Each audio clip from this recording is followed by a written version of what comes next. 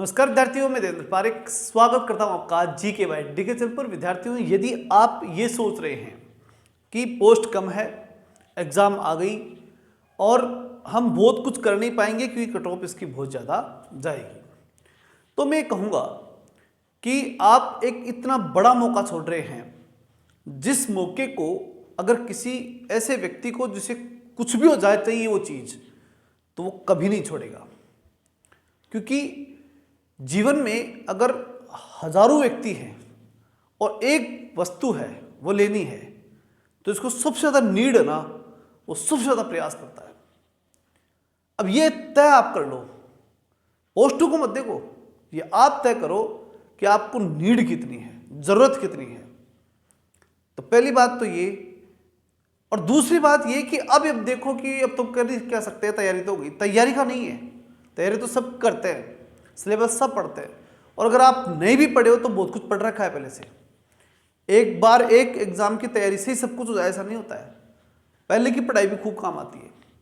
कई बार हम जो है जैसे इतने वर्षों में जो पढ़ा उसका उपयोग किसी ऐसी एग्जाम में इसकी तैयारी नहीं की, उसमें हो जाता है, क्योंकि पढ़ा हुआ होता है। ऑप्शन आते हैं, ऑप्शन याददाश्त दिलाने के लिए होते हैं, तो पुराना पढ़ा हुआ याद आ जाता है, कोई बड़ी बात नहीं है। और कई बार ऐसा भी होता है कि खूब पढ़ के जाते हैं लेकिन उसके बावजूद भी कुछ याद नहीं आता, पेपर गलत हो जाता है, ऐसा हो जाता है। तो इसलिए सबसे बड़ी बात क्या है? सबसे बड़ी बात है वो 3 घंटे जो एग्जाम हॉल में बीतेंगे, वो सबसे बड़ी बात होती है। वही सब कुछ होता है। पढ़ाई तो सभी करते हैं, सिलेबस सब तैयार करते हैं, कोई पहले करता है, कोई बाद में करता है, कोई नहीं भी करता है, लेकिन फिर भी सिलेक्शन ले जाता है। तो उसका सबसे मेन रीजन वो 3 घंटे का खेल होता है। तो अब इसमें क्या करना होता है, वो चीज़ आपको ध्यान से सुननी है और अंत तक सुननी है। अगर वास्तव में इस चीज़ के अंदर आपको सफलता लेनी है या कम पोस्ट में भी अपने आप को साबित करना है, तो आपको ये कुछ चीज़ों का ध्यान रख लो।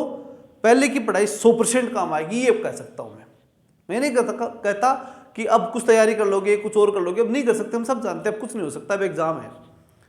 लेकिन जो चीज़ अब कर सकते हो वो इंपॉर्टेंट है। क्या किया जा सकता है?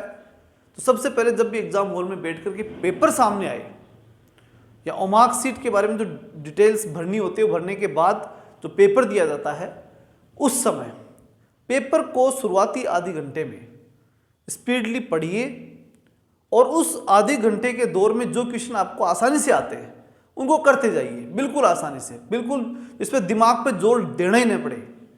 बस पढ़ रहे हैं और वो बिल्कुल आसान क्वेश्चन है, हाँ पढ़ो 2 बार, क्योंकि कई बार नहीं लिखा हुआ होता है और हम उसको है पढ़ लेते हैं। ऐसी गलतियां ना हो, आराम से पढ़ करके और आराम से क्वेश्चन कीजिए। हार्ड क्वेश्चन की चक्कर ये दिमाग में मत लाओ कि पेपर में हार्ड भी क्वेश्चन है, नहीं है, हार्ड है तो है ही नहीं है, क्वेश्चन ही अपना नहीं है, आगे चलो। क्योंकि ये चीज पक्का कर लेना कि ज्यादातर विद्यार्थी पहले बार जैसे पेपर देखते हैं वहीं हार जाते हैं।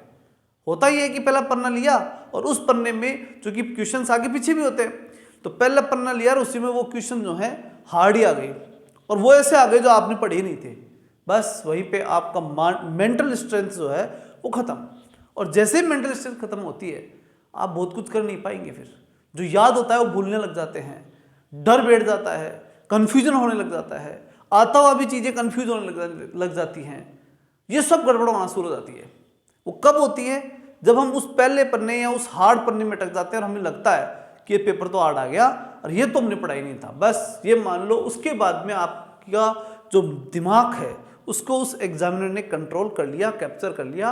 अब आप घबराएंगे और घबरा करके क्वेश्चन गलत ही करेंगे, आता हुआ क्वेश्चन भी गलत करना शुरू हो जाता है।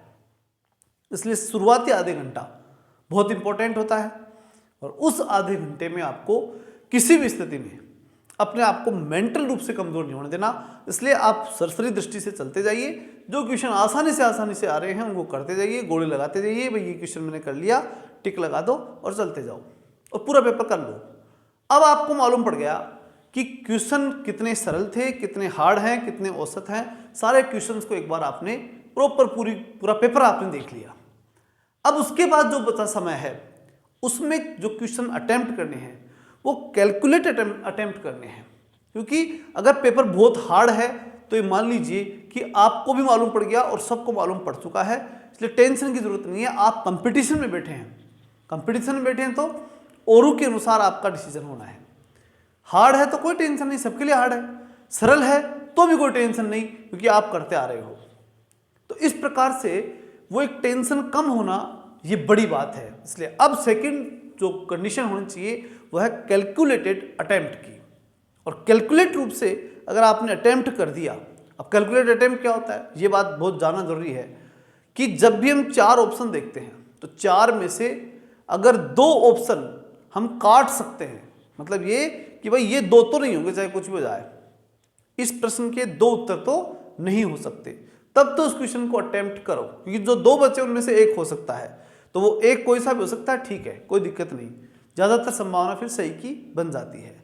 लेकिन अगर आपको लगता है कि भाई ये तो नहीं होगा लेकिन इन 3 में से कोई है, तो फिर उस क्वेश्चन को करने की कोई आवश्यकता नहीं है। ये एक कैलकुलेट अटेम्प्ट कहा जाता है और उस बात को बहुत समझदारी से करना होता है। फिर उसके बाद अगर अपन बात करें कि ये सब करने के बाद हमारी जो कंडीशन बनती है वो बनती है एग्जाम हॉल के अकॉर्डिंग। हमें लगता है कि ये क्वेश्चन तो आ रहा था और ये क्वेश्चन तो सब करेंगे, मेरे को ही नहीं आ रहा, बाकी क्वेश्चन सबको आ रहा है और ये लोग करेंगे, चल मैं भी अटेम्प्ट कर लेता हूं। इस प्रकार का भाव, ये भाव बहुत से बच्चों में आता है। ऐसा कभी नहीं करना चाहिए। जो क्वेश्चन आपको नहीं आ रहा, नहीं आ रहा, बात खत्म। दुनिया को आता होगा, हो सकता है तो बहुत सरल था लेकिन आप भूल गए, कोई बात नहीं। वहां उस प्रकार की गड़बड़ नहीं करनी है, वो घबराहट बिल्कुल नहीं होनी चाहिए, इस प्रकार की सोच माइंड में नहीं आनी चाहिए। आपका काम है कि आपको जो आ रहा है वो करना है। तो इस प्रकार मेंटल हेल्थ बहुत सही रहनी आवश्यक है। उस समय आपको देखना है हॉल की कंडीशन देख करके, फिर आप क्या कर लेते हैं, अनुमान लगा लेते हैं कि हाँ यार ये सब कर रहे हैं, मैं ही बैठा हूं और ये तो सब सही कर रहे होंगे। उनका क्या मतलब है तुम्हारे को, वो सही कर रहे हैं गलत कर रहे हैं, आ रहा है कि नहीं आ रहा, तुम्हारे को तुम्हारे से मतलब है। तुम क्या कर सकते हो, केवल वो करो, और तुम वो करो जो सही है, अपने हिसाब से सही करो।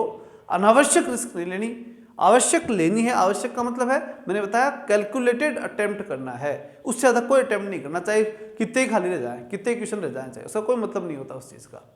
इस बात का विशेष आपको ध्यान रखना होता है। नेक्स्ट एक इंपॉर्टेंट चीज और होती है, वो होती है OMR sheet is equal to silent killer. ये बात अच्छे से याद रखना। ओमार्क शीट को भरने के चक्कर में बहुत से लोग बर्बाद हो गए, कईयों की नौकरी रह गई इस चक्कर में, यह आज तक का इतिहास कहता है। क्योंकि ओमार्क शीट जब भरते हैं तो 1-2 क्वेश्चन आगे पीछे भर देना या लगातार भर जाना, उन 2-4 क्वेश्चनों 5 क्वेश्चनों के चक्कर में बहुत कुछ बर्बाद हो जाता है। कई बार इंटेलिजेंट बच्चे 1-2 नंबर से रह जाते हैं, और वो भी किस कारण से, ओमार्क शीट का घोड़ा सही नहीं बनने से। ये बहुत बड़ी बात होती है, और साइलेंट किलर है, बर्बाद कर देता है, करने लायक भी नहीं छोड़ता। क्वेश्चन सही था लेकिन अटेम्प्ट ही गलत कर दिया तो क्या मतलब है। हार्ड से हार्ड क्वेश्चन आपने सही कर दिया और फिर अटेम्प्ट गलत कर दिया, उस घोड़े को सही नहीं भरा, तो फिर आप कुछ नहीं कर सकते, फिर कोई मतलब नहीं है। चाहे कितना ही आप पढ़े होंगे, कितना आपने क्वेश्चन सही कर दिया, कोई मतलब नहीं। इसलिए इसको बहुत सावधानी से भरना होता है। अब कैसे भरे, तो इसके लिए 2 तरीके हो सकते हैं। एक तो खुद मार्क शीट में अलग अलग कलर वाइज होते हैं, आज बहुत पहले तो हुआ करते थे, अब का मुझे नहीं मालूम। जैसे 5 क्वेश्चन है उसमें अलग कलर का, फिर व्हाइट, फिर रेड, व्हाइट, इस प्रकार का डिजाइनिंग पहले से ही होती है उसमें, वो मार्क शीट में। वो क्यों होती है, वो होती है कि आप आराम से 5 क्वेश्चन को भर दो, इससे इसमें कोई कन्फ्यूजन नहीं रहे, फिर अगले 5 को भर दो, फिर नेक्स्ट 5 को भर दो, ऐसे 5-5 क्वेश्चन भर देना चाहिए। और इसी उद्देश्य से वो खांचे एक तरह से उसमें सेट किए जाते हैं। कलर डिफरेंट रखा जाता है जिससे बच्चों को डिस्टर्बेंस नहीं हो और जो क्वेश्चन जहां भरना हो वो भरे। ये जो है साइकोलॉजिकल थॉट उसमें रहता है। लेकिन उसके साथ साथ आप अगर ये देखें कि बार बार भरना दिक्कत है, तो आप पहले ही क्वेश्चंस करके तय कर ले कि लास्ट का आधा घंटा मुझे प्रॉपर चाहिएगा और केवल गोले भरने के लिए चाहिएगा आधे पौन घंटे, तो लगभग पूर्ण घंटे पहले तक आप पेपर कंप्लीट कर ले। इस प्रकार की स्ट्रेटेजी आपकी होनी चाहिए। और अगर आप ऐसा नहीं कर सकते तो पूर्ण घंटे पर रुक ही जाओ, रह गए वो क्वेश्चन रह गए, क्योंकि वो क्वेश्चन हार्ड ही रुके। क्योंकि जिस तरीके से मैं बता रहा हूँ उस तरीके से सरल क्वेश्चन जो आ रहे हैं वो तो हो गए पहले, अब तो वो हैं जो माइनस मार्किंग में जाने वाले हैं, तो उनको छोड़ दो एक बार और पूर्ण घंटे पहले आराम से उसकी पूरे पेपर के गोले देख देख के आराम से भर लो। और उसके बाद में फिर कुछ 1-2-5 क्वेश्चन बचे वो आप अपने स्तर पे कर सकते हैं। अगर ये सब चीजें प्रॉपरली और सही कंडीशन के साथ अगर आप पूरा मेंटेन करके चलते हैं पूरे एग्जाम हॉल के अंदर, तो एक बात निश्चित कर लीजिए कि उसके बाद में आपकी जो कैपेबिलिटी है, आपकी क्षमता है, उसका पूरा पूरा प्रदर्शन वहाँ हो जाता है। आपने अब तक पढ़ा नहीं, ऐसा नहीं है, किसी न किसी एग्जाम में पढ़ा है, कभी न कभी पढ़ा है, साइकोलॉजी कभी न कभी पढ़ी थी, जीके कभी न कभी पढ़ा था, तो वो चीज़ें याद आती है। घबराने की कोई आवश्यकता नहीं है, याद आती हैं, ऑप्शन देख के याद आता है। सब्जेक्ट भी कभी न कभी पढ़ा था, तो अब बहुत सी चीज़ें देख के याद आती हैं। इसलिए ये तो बिल्कुल माइंड में मत लाना कि भाई एग्ज़ाम देने नहीं जाएं या फिर जो है मतलब पेपर गलत हो जाएगा। जो होगा सो होगा, जाओ। अगर फॉर्म भरा है तो जाइए और उसके बाद में पूरा का पूरा सिस्टमेटिक रूप से क्वेश्चंस को पुटअप करके आइए और जिस स्ट्रेटेजी से मैंने बताया उससे करके आइए। बाकी तो देखो बहुत सी बार पढ़ करके भी नंबर आ जाए, सब कोई गारंटी नहीं ली जाती, इसलिए वो तो ईश्वर के हाथ में छोड़ दो, परिणाम हमारे हाथ में नहीं। कर्मण्यवाधिकारस्ते मां फलेषु कदाचन। चलिए मिलते हैं नेक्स्ट वीडियो में, तब तक के लिए जय हिंद, जय भारत।